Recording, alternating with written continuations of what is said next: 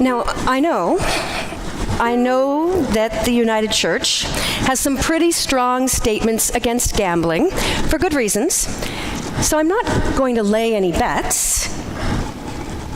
But if I were a gambling woman, one bet that I would be pretty comfortable making is that nearly every single one of you here in this room, at some point in your lives, has belted out the Beatles lyrics, "You say you want a revolution, well, you know, we all want to change the world."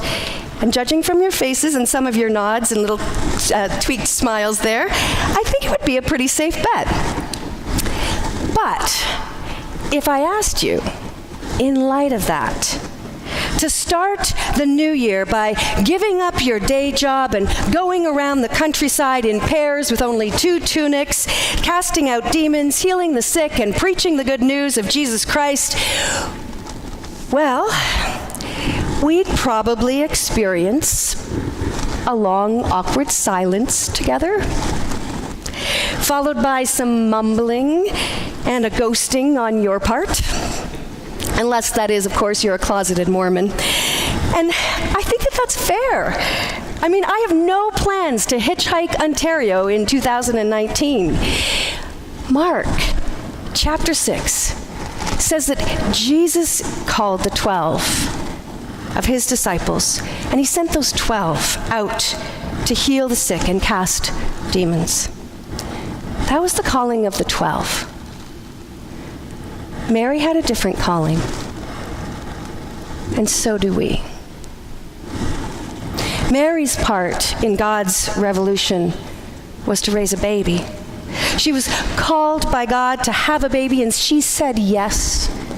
And in the scheme of God's salvific plan, it seemed a relatively small contribution, but the consequences were not that easy to bear.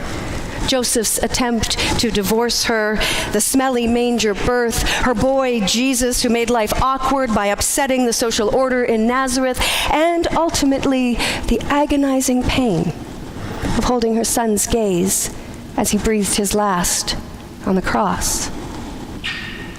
Now, none of that was known to her before she had the angel's visit. But what she did believe at that time was that God was doing great things for her, and in return, she could say yes. Mary's song has always been a song of revolution and yes-making. But yes to what? Mary's song is not just the song of the legendary civil rights heroes, it's also the song of the 53-year-old from Oshawa who will lose his job next year after 19 years of service. It's the song of the 43-year-old mother fighting to get the special needs that her child is needing. It's the song of the 33-year-old who fights for the same-sex partner health rights. It's the fight of the 23-year-old who's just been cheated on by her partner. It's the song. It's the song of any one of us yearning for mercy, for justice, for relationships to be whole and healing. And whether we want to accept this gift or not, it's our song, given to Abraham's descendants forever. And with this song, Mary says yes. Yes to it all, from birthing the Messiah to keeping watch as he dies. One small act at a time. A few years ago, a friend of mine told me that she suspected there was a problem in her marriage. And while she wasn't sure that she could face the pain of dealing with it head on, she did think that she could go and see a therapist, and so she found and share her fears, and so she found one. And she began weekly sessions. And within about a month, she was able to ask her husband if he felt as distant from her as she felt from him.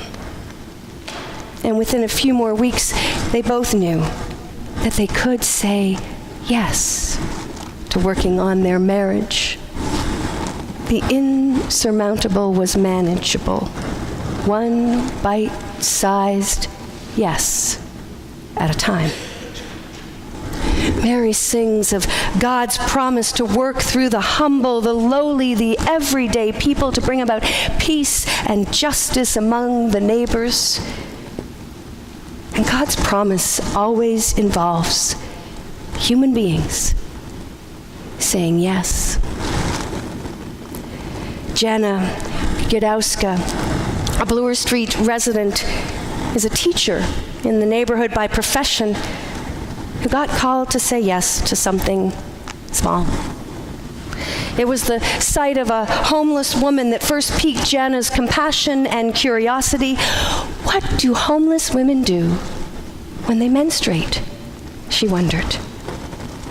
And concerned, she gathered up her menstrual supplies and other wellness items from her own home to have in her car for the next time she met a woman living on the street. This I can say yes to, she said. And not wanting to hand over supplies in a plastic bag, Jana took to social media and she asked her friends for a gently used purse that she could put the items into, and within a month she had 350 purses in her home. I think I better find a place for all these purses, she said to me one day while we were visiting in the hall outside my office, because what was good news to Toronto's homeless turned out to be less good news for her marriage. Any more deliveries, and she'd soon be shoveling out her toddlers from underneath the dump of purses that were making their way to her home. And that was the month that the Windermere Church Council said yes to giving her the balcony for the period purse supplies and storage. We didn't set out to help shed light on the problem of menstrual poverty in Canada. We simply said yes to giving away our underused balcony space. This we can say yes to, we thought. And since that first call, Jana has said yes to God a couple more times. Overwhelming generosity and interest in her idea led her to found a not-for-profit called the Period Purse, which holds its packing parties and its board meetings right here in the church. And in just under 2 years, over 5,000 period purses have been distributed, and 7 other branches of period purses have sprung up in cities across Ontario.